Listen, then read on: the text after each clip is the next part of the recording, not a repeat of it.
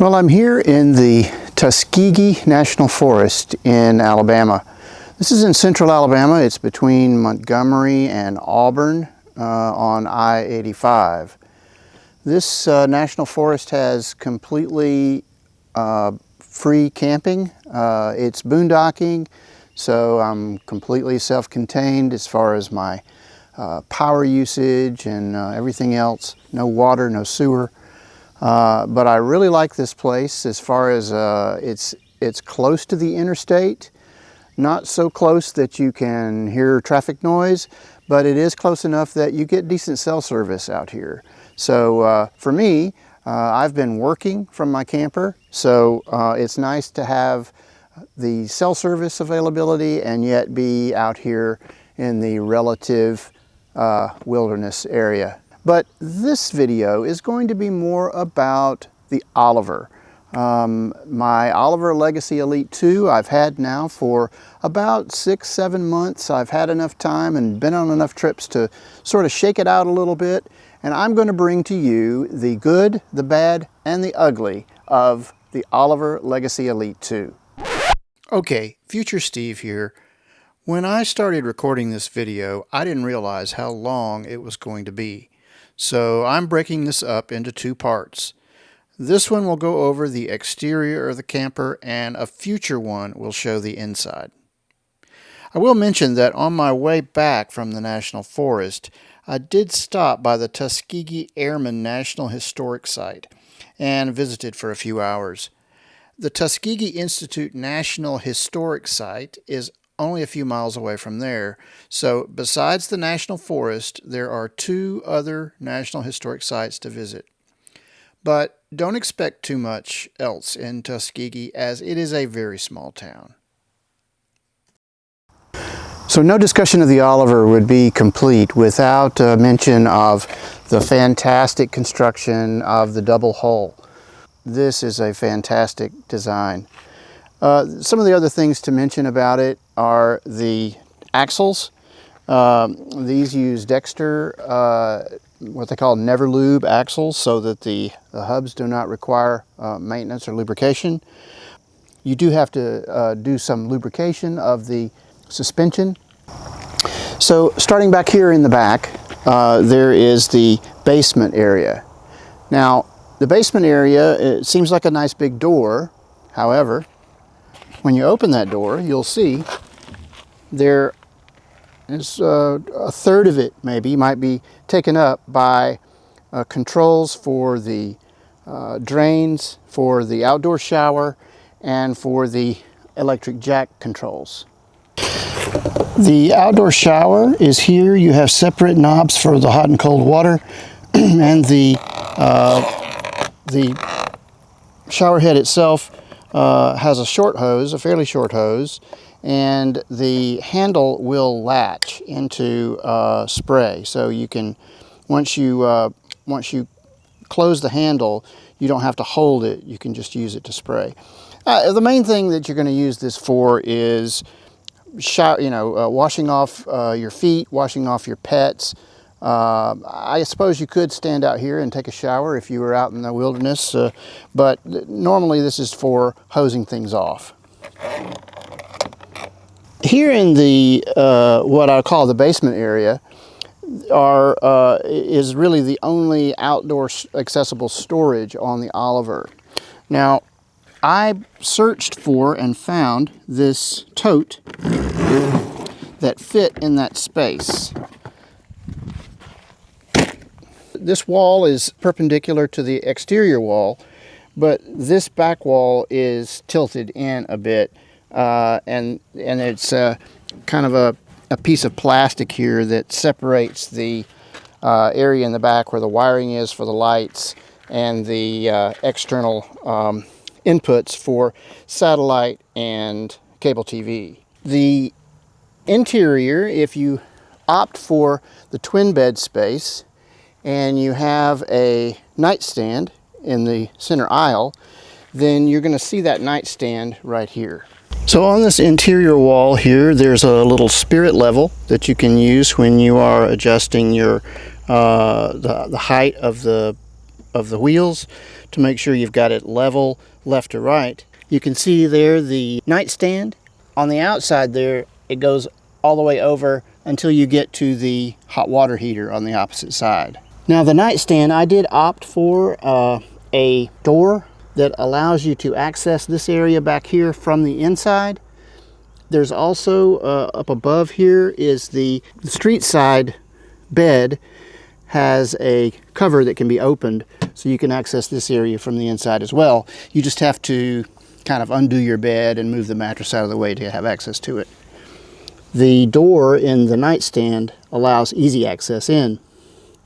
I also got a very short plastic container that fit that space that I use to keep things from sliding around in there.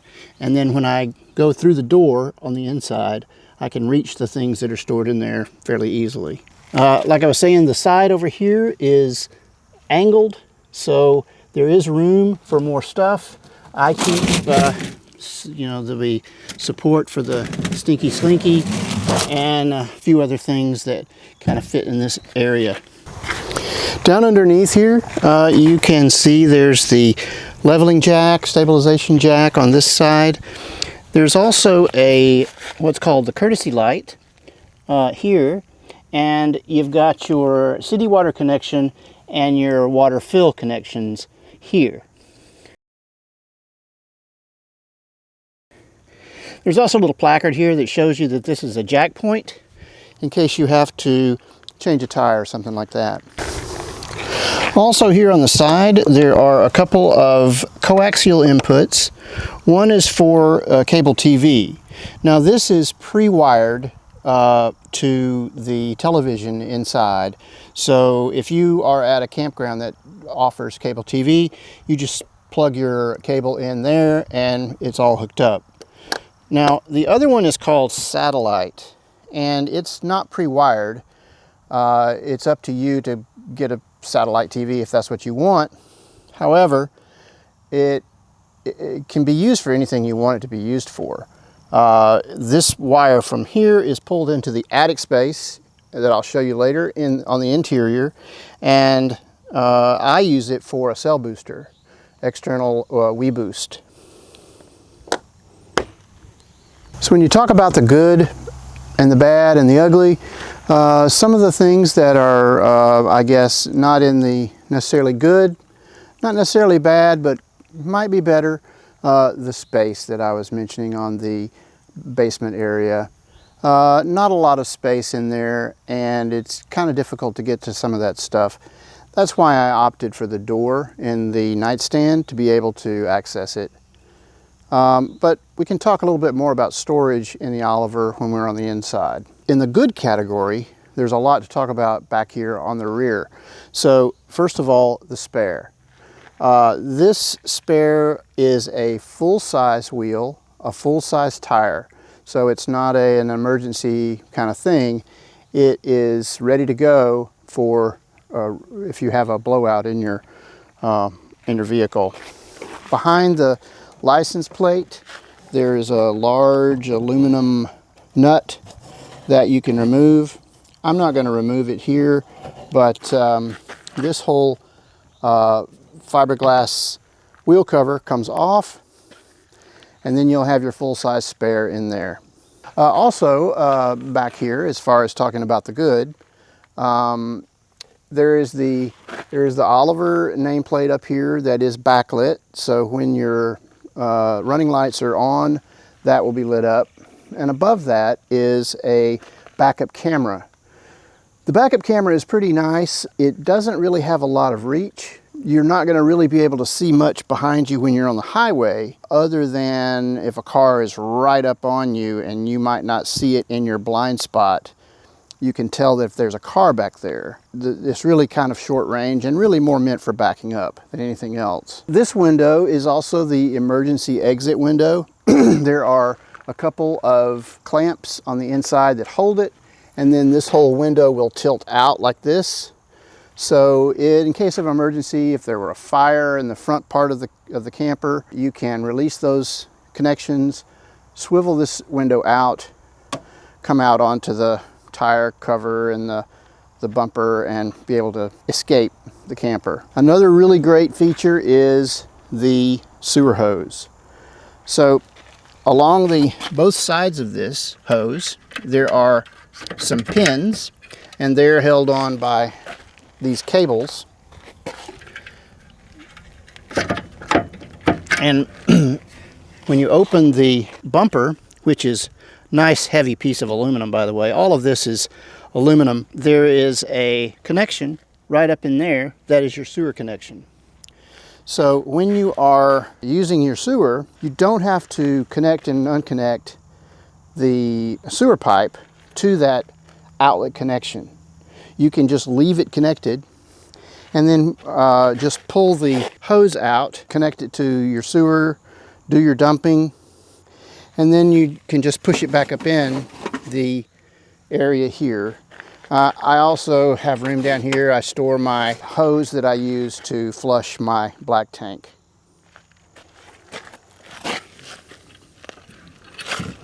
The styling of the camper is pretty classic. You know, it's I think a good way to think of it is it's sort of timeless.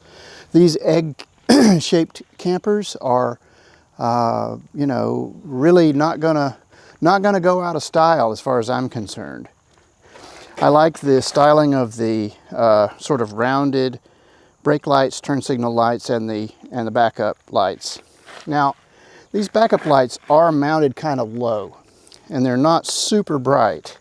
So when they're on, the bumper actually will sort of cast a shadow down here in the area right by the camper. So if I had a suggestion to Oliver, it would be to move the backup lights to the top position and then let your turn signal, running lights, brake lights down a level. Okay, we're over here now on the curb side, or the starboard side of the passenger side, you could call it. There's a few interesting things here. First of all, there's this port, and this is called the boondocking port. And it can be used for several things, depending on the configuration of valves on the inside. And I'll show those valves a little bit later. But some of the things you can use this for, obviously, are winterizing. If you have antifreeze solution that you want to pump in. Another great thing you can do with this is you can use the water pump to pump water from a water container into the freshwater tank.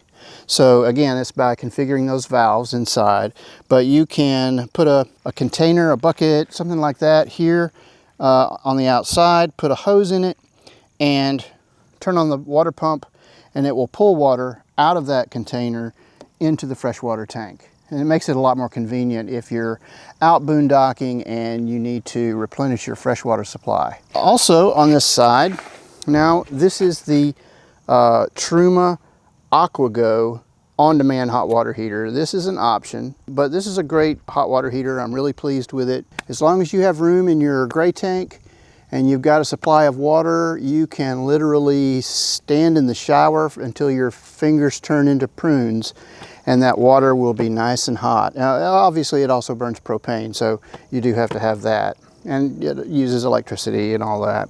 On the outside, there is a vent for the furnace. This is also a Truma furnace. Cover here for a couple of 110 outlets. Again, all the windows in the Oliver are double paned, which really is great for winter camping and summer camping. It keeps the hot out, and it keeps the warm in when you are in the wintertime. They'll open halfway, and there is a screen provided by Oliver to keep out the bugs. You've also got porch lights. There are 4, one above this window, one near the door, and then there are 2 in similar positions on the other side. Another thing to mention here is the awning, and the awning is standard on the Oliver. Now this awning, it does not have supports that touch the ground. In other words, when it comes out, it's freestanding, it's held by itself. It also has a row of LED lights along the bottom of the awning, which you can use even when it's completely deployed. It will still cast light down the outside. And then when the awning is extended, Obviously the lights will be out here in the awning area. There is an issue with the top of that I will show in just a minute. If you can see, the awning is attached to the Oliver using brackets that are mounted through holes. They're bolted on to the actual hull itself. In between the top of the camper and the edge, there is this vinyl gasket that you can see here that goes between the awning and the hull.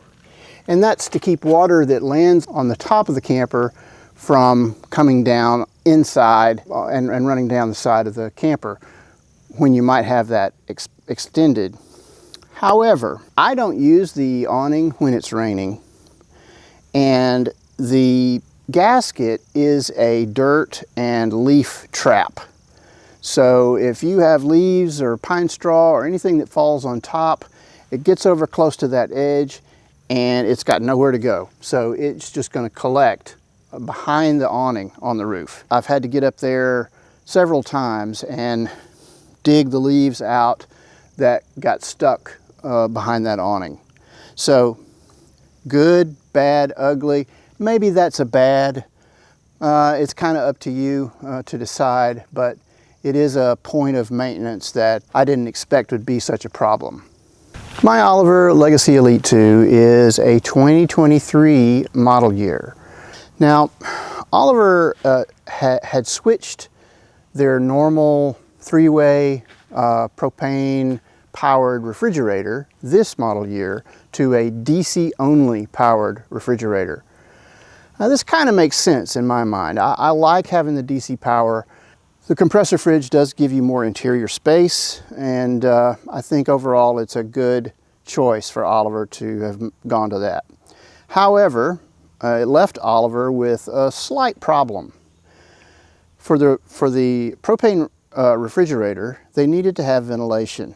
So they had a ventilation area down here and a vent up higher up here. In a very good move, I think, Oliver started putting in these tables. Now, this table latches solidly, has a little latch there and locks up to this position. It's a great addition. It's a great table. And it's right here by the door, so you can just reach out and put things out without having to come out of the camper. And it was sort of an ingenious way to use that space down below that was the vent. So kudos to Oliver for this design decision.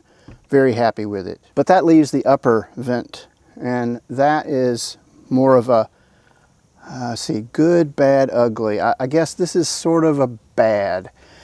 You got to remember, it's very expensive for Oliver to change their molds. They put a lot of effort into their molds, and they want to use them without modification as much as possible. Makes sense. But the upper vent doesn't serve a purpose anymore without a propane fridge. So the way that Oliver shipped this is like this.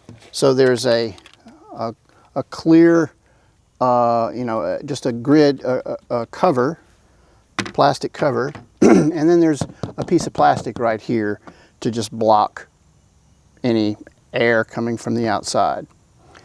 You take this off, you can pull this out. Now you can reach in, and I can see inside the camper here, there's a small little grill at the front of the refrigerator, and this is the refrigerator here. So it's not a very efficient setup as far as the insulative capabilities.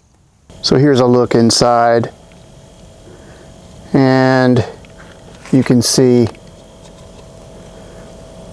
there's the top of the refrigerator, and there's that grill that through which you can see the inside of the camper.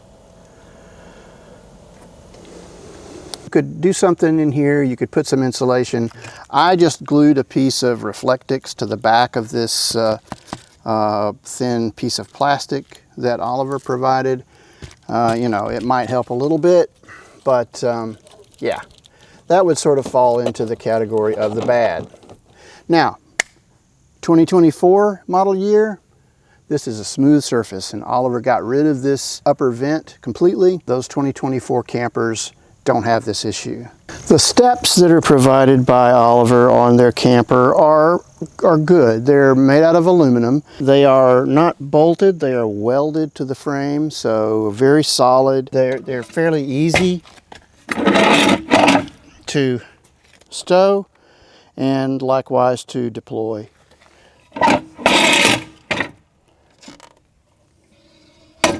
This is just a standard RV door, and I did go with the option of having a keyless entry RV lock. And if I had recorded this video yesterday, I would have been singing the praises of this RV lock, but I have to tell you a story. Like I said, I've been out here in the Tuskegee National Forest. I've been working. At lunch yesterday, during my lunch hour, I went for a little hike. I locked the Oliver using the keyless entry. And the great thing about the keyless entry is you don't have to carry your keys with you. You know, if I'm going hiking, I can just hit the button, go hike, come back and unlock. So all was good. I came back about an hour later. The keypad was unresponsive. It would not make a beeping sound as it normally does. Nothing. I couldn't get in. So I've learned a couple of things. I learned that there's really not a warning, I think, of the battery going dead on the keypad. So I believe that's what's happened. I don't have a spare battery with me right now, unfortunately. So it's, you know, it's unlocked, but it's not, I'm not using the keypad. I'm going to use a key. The other thing that I learned is that it costs about $200 to have a locksmith come out to the National Forest here in Tuskegee, who had to come from Auburn, quite a ways away, to come out and pick the lock. Didn't take him too long to pick the lock, but still, that was a $200 lesson, and I'm not sure how much the keyless entry lock cost, but it was $200 was a substantial part of that cost right there. So, lesson learned, but I'll tell you, I have my spare key now in my truck. There is a latch here that you can use to latch the door open. Door doesn't open super far, but it's certainly good enough. Keeps it from banging around in the wind. And of course on the inside, like most RVs, it has a screen door, keeps the bugs out. It's got some pretty big gaps in it that, you know, you're going to get some little small gnats and that sort of thing, possibly mosquitoes that can get in through that. So if I really have a bug problem, I keep that door closed. Yeah, we can talk about that when we get inside. I think my solution for that is going to get a small indoor bug zapper. Now that we're up here at the front, I can talk about the hull in the front. And you might be able to see on the camera, I'm not sure, these little marks and little dirt things. And going down a dirt road, this is just inevitable. One thing that I think would be a big improvement to the Oliver is some sort of film or some sort of protective layer that would keep rocks from hitting the Oliver. Now I do have some aftermarket small mud flaps on my truck to try and keep rocks from being thrown up. You just really no way around getting this kind of mud and that sort of thing getting knocked up. If I were gonna, you know, say something is not as good as it could be, it would be that the Oliver really, I believe, needs some sort of protection here. Now I'm looking into some sort of film, aftermarket film I can apply here at least to give some layer of protection. It's not going to be like you know, an Airstream that has the big stainless steel guards on the front. Of course, the fiberglass is a little bit stronger than the aluminum, the Airstream, and that's really why it's not as big of a problem on the Oliver. Now we're up front. This is just a little Camco jack cover that I use to cover up my front tongue jack. Tongue jack does have a little spirit level in the top to help you level it. I use it more for front to back, and then I'll use the level on the side over there to sort of determine if it's level left and right. Tongue jack does have a light on it. The light is pretty much useless. The operation of the jack itself has been flawless. The aluminum basket. Now this is an option I got on mine. This is a great little storage area. You can use it for all kinds of things. I store firewood in there. I store my towing stuff. I have a lock for the hitch. And I also put, bags of garbage up here to sort of keep them off the ground, but also keep them out of the Oliver that I'll, carry to a dump when I leave. I did get this little netting on Amazon that covers up the space. If I am carrying my generator, I could also store my generator back here. So I think for me, this was a good addition. I've also got the Anderson weight distribution hitch on here. I think especially for my truck, which is a F-150, and it's probably under what it should be really capacity-wise. It does a fine job. I don't have trouble with the truck pulling the camper, even pulling it up hills and being out on gravel roads. I'm really very happy with the F-150. If I had it to do all over again, I probably would have gotten an F-250. That's the front of the camper. Now I also got, this is another option, the low pressure propane outlet here. There's also one inside the bumper in the rear of the camper. And this is great for fire pits, barbecue grills, any kind of propane accessories that you don't want to have to carry a separate tank for. You can just use the tank in the Oliver. Speaking of which, let's go to the propane situation.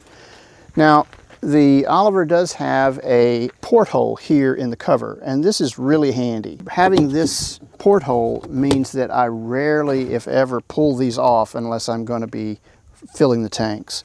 But through this porthole, I can reach into the controls on both tanks. I can also see the position of the selector switch that's in the middle. It's a great addition to the cover. I'll go ahead and pull the cover off. I've found the best way to remove the cover is to take off the porthole, reach in and support it in the center. And that way you can just pull it up and take it to the side. So here you can see the propane tanks. There is a valve in the center that allows you to pull from either one tank or the other or both.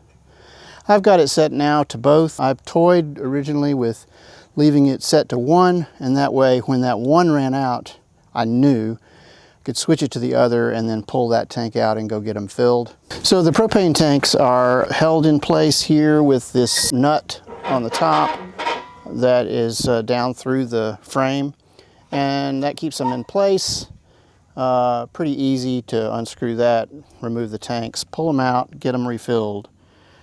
It does get a little dirty in here, of course, because it's open to the road down below. But yeah, pretty happy with the propane covers. Putting that back in place, got my hand through the hole in the front, and you can see there's a cleat here on the back. Just want to lift it up and sort of aim it in for that cleat.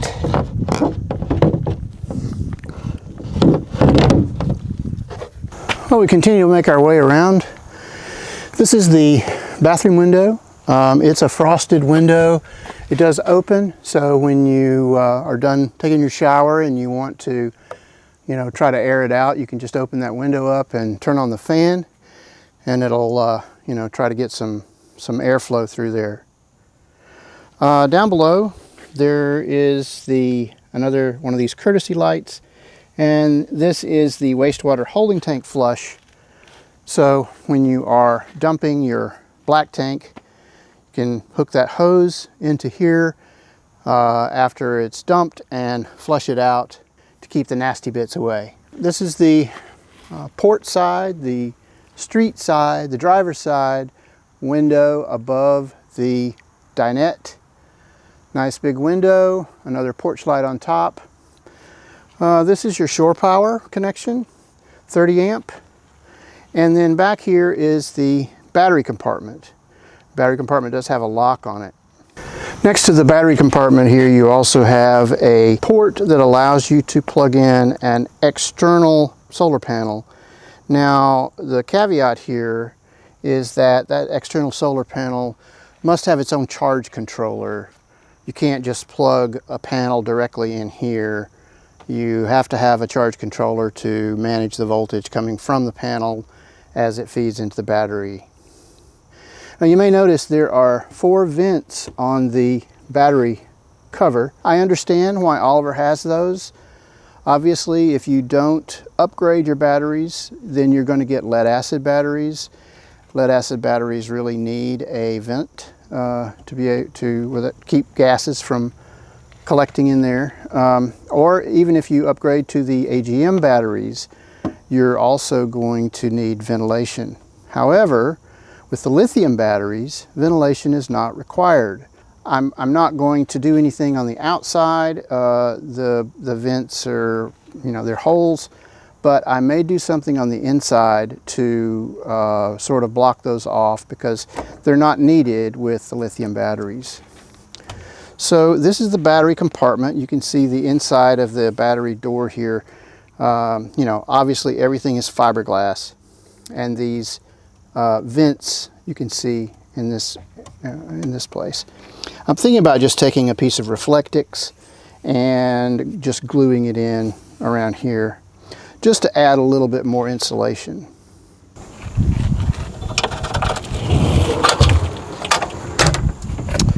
Well, this in my mind is the real crown jewel of my Oliver, is this Lithionics battery setup.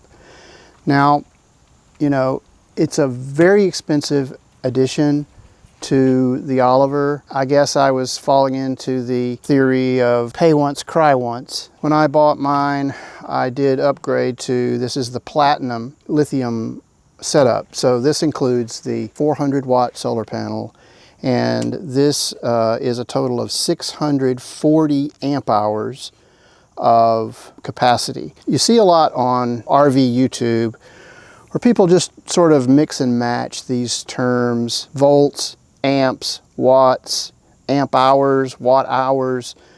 I don't think there's a lot of clarity around that. I think people just don't quite understand the relationship between those things. When I say that this is 640 amp hours, if you are comparing this to other batteries that may be showing you their capacity in watt hours, then, nominal voltage here, normal voltage is going to be around 13 volts, let's say. So if you multiply 640 by 13, that will give you the watt hours. Volts times amps equal watts. So that'll give you the watt hours of that battery equivalent. So 640 amp hours means that it can produce 1 amp of current for 640 hours, or 2 amps of current for 320 hours. It's a simple kind of calculation there. Yeah, these batteries are just stellar. I've been here in the National Forest for 4 days. I've spent 3 nights, and the batteries have been 100% when I got here. I'm going to be leaving today. The batteries are down to about 60%. So over 4 days, I've used roughly 40% of my battery. Now, it's a little unusual in this trip in that the temperatures have been near perfect. I've been in the 60s, up into the 70s some days, which has been ideal. I haven't had to run the furnace for heat. I haven't had to run AC. I ran my roof vent for a little while yesterday, just because it got a little warm. I just wanted a little cross breeze going. So that was one of the ideal weather-wise. 10% of the capacity per day is not bad. I was running lights, I was charging laptop, for a while I was watching TV. I have a DVD player in there, so I was watching a movie. I'm running my pump, water pump, I'm running, you know, different kinds of accessories. I run my CPAP all night. So yeah, these puppies are the real deal. Another thing about these Lithionics batteries that I really like is they have a heater built in. And this is something that you often see with lithium batteries, is people having to come up with some sort of way to keep the batteries warm. You can use a heating pad, or you can put some sort of special battery thing made for batteries underneath the batteries to kind of keep them warm. The beauty of these Lithionics is they have the heater built in. So the battery itself determines, it senses the temperature, it senses it needs to turn on that heater, and it's just, you just don't even have to think about it at all. All you have to do is just keep the things charged and you're good to go. They also have Bluetooth, so I rarely look at it, but you can connect to the individual batteries and look at their health and what kind of capacity they have and all the details about it. The compartment here, again, it's all sealed. This is a fiberglass interior hull.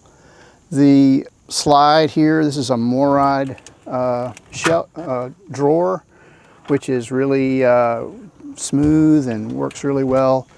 There are only two, there's only a positive and a negative wire that go into, these are big beefy wires, that go into the camper. On the inside in the electrical area, there's a bus bar that they connect to, and it also, the positive runs through a cutoff switch. So it's very clean on the inside, no wiring or anything. All the wiring is localized inside the camper. It's a hard decision for me to make when I upgraded to these batteries. You know, they are very expensive, and I originally ordered it with the smaller solar package, and then the more I thought about it, you know, like I say, I sort of went with the pay once, cry once philosophy. I just went ahead and bit the bullet and got the upgrade to the larger batteries. The argument could be made that you should go with the small battery for now and wait until you need a bigger battery, or that prices will go down inevitably for lithium batteries, and there may be some new technology coming along that makes these batteries obsolete, like these are sort of making the old AGMs and lead acid batteries obsolete. I felt like I have a mindset that I'm going to be out enjoying my life at least for the next 10 years with this camper. I don't want to have to make it a project of things that I need to upgrade or that sort of thing. So that's why I went ahead and got these batteries, and I believe it was a good choice to do this.